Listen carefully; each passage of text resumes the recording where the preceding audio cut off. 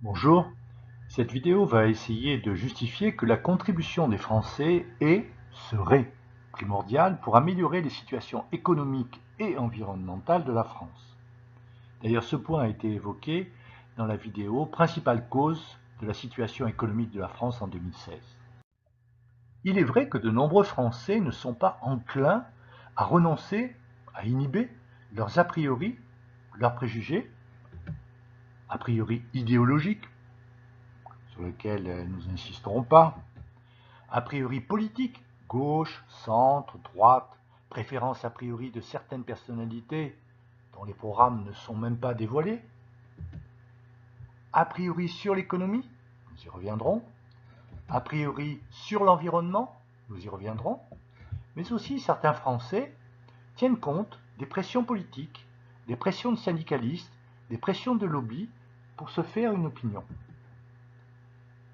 Et la plupart des personnes privilégient en permanence leurs intérêts personnels par rapport aux intérêts collectifs, sans penser que, dans certains cas, cela nuit à la prospérité de son pays, à l'environnement, mais aussi à l'avenir de nos enfants.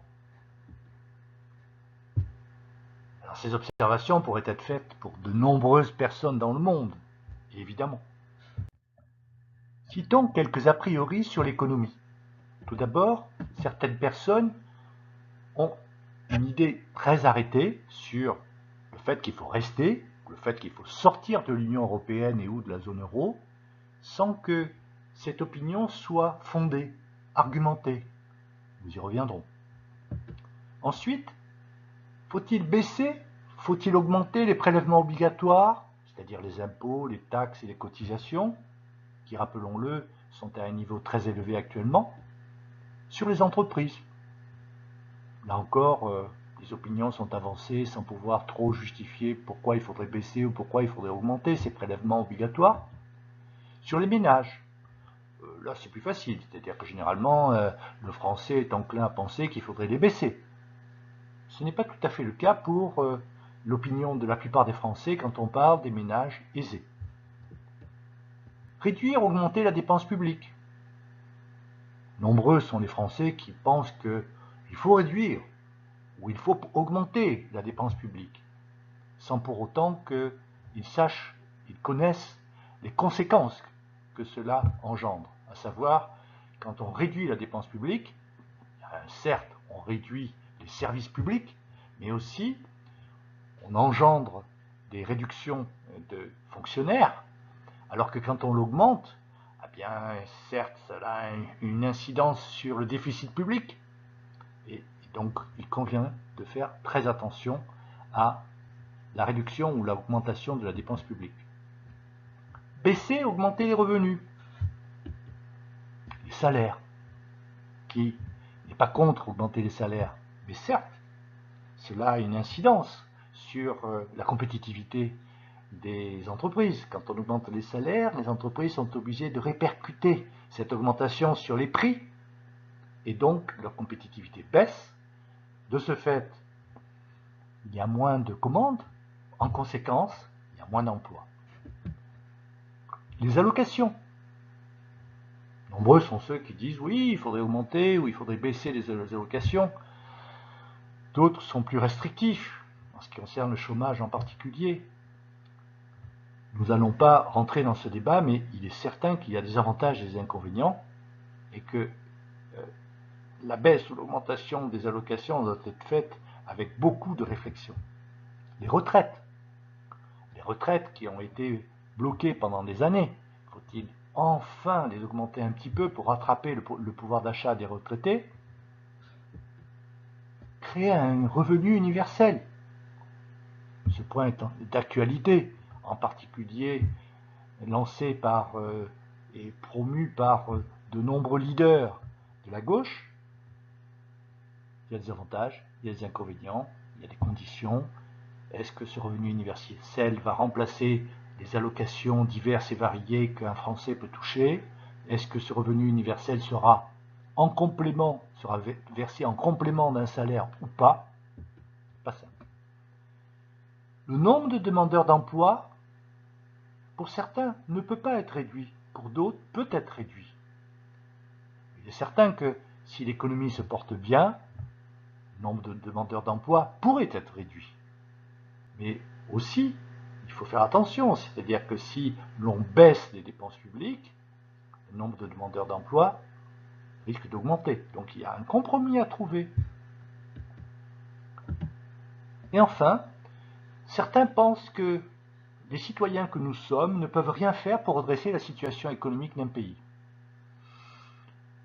Ce n'est pas tout à fait faux, mais il faut bien reconnaître que dans la plupart des cas, notre opinion, transmise par les urnes, va avoir une incidence considérable sur la situation économique de la France.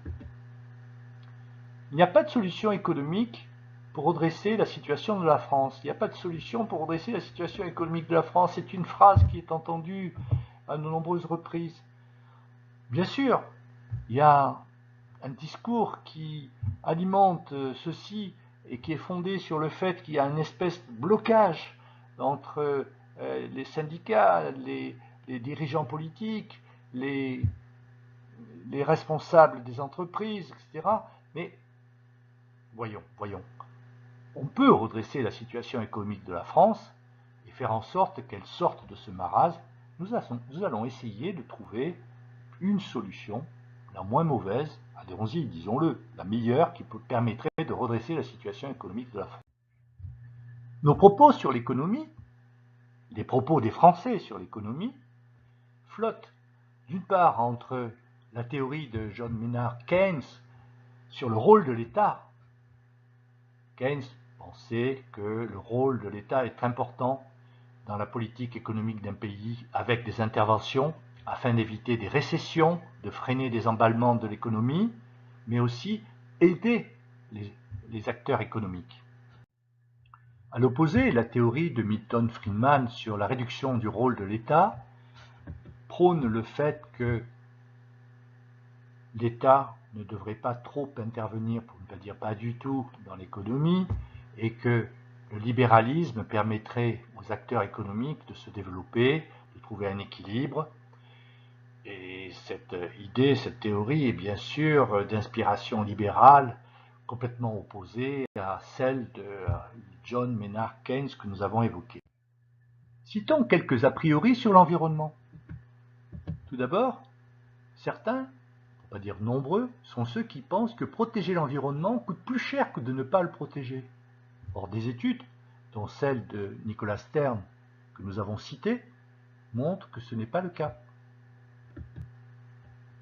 Nombreux sont ceux qui pensent que seuls les gros pollueurs doivent réduire leur pollution et que les citoyens ne devraient pas avoir à contribuer à la protection de l'environnement.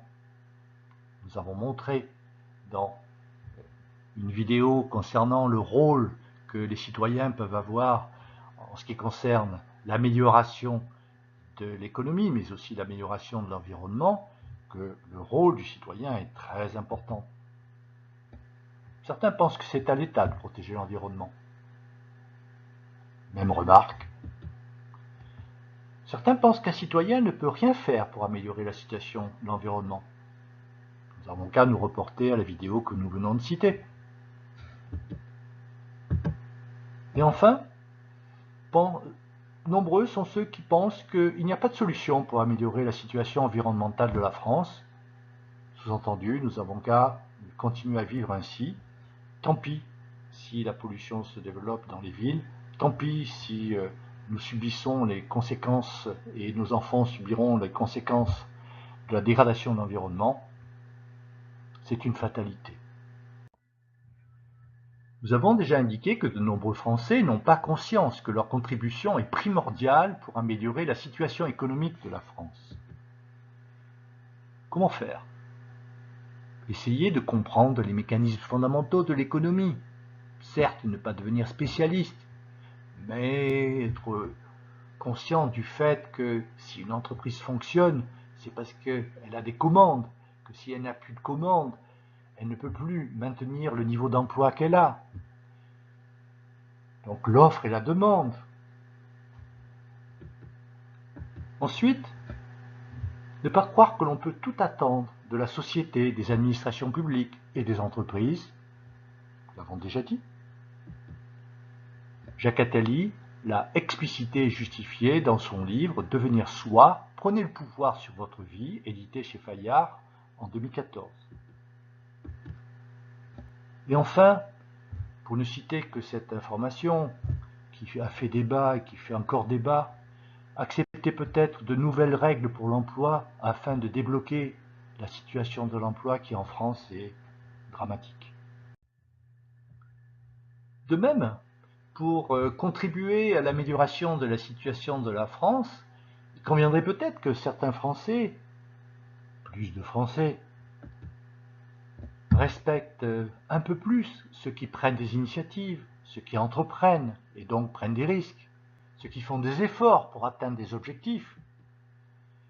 Bon, il est difficile de comprendre que de l'autre côté de l'Atlantique, des personnalités comme Steve Jobs et Bill Gates soient appréciées, voire adulées, et qu'en France, des personnalités comparables ne soient pas, je dirais, considérées comme des personnes qui ont réussi. Ensuite, bien sûr, pour améliorer la situation économique de la France, il conviendrait que certains Français soient un peu plus formés, donc qu'ils suivent des formations, et que ceux qui suivent les formations soient respectés à tous les niveaux. Idem pour ceux qui travaillent. Et enfin, accepter de travailler et ou de se former plutôt que de sombrer dans l'assistanat, qui en soi n'est pas une solution pour un être humain, et qui, avec le travail et avec la formation, peut lui apporter plus de valeur, plus, je dirais, d'épanouissement. Ensuite, les Français peuvent apporter leur contribution à l'économie d'autres manières. Citons-le, n'ayons pas peur. Certains Français pourraient être plus honnêtes, moins chercher à gruger, à contourner les règles. Nous avons cité les chiffres astronomiques de la fraude sociale, de la fraude fiscale.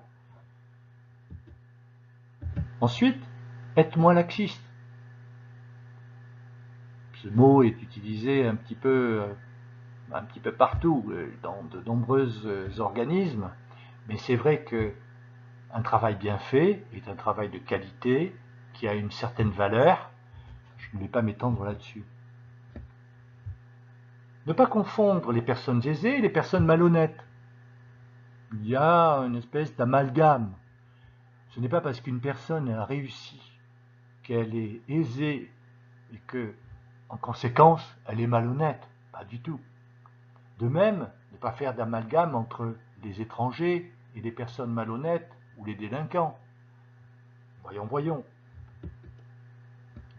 Et avoir confiance en la France, avoir confiance en les Français, et tout particulièrement en les jeunes. Tous les jeunes ont un potentiel pas possible, qu'il convient de faire épanouir et de permettre à ces jeunes de prendre les rênes de notre société pour que cette société décolle, y compris l'économie. Regardons un petit peu en quoi les Français pourraient apporter leur contribution personnelle à la situation environnementale de la France.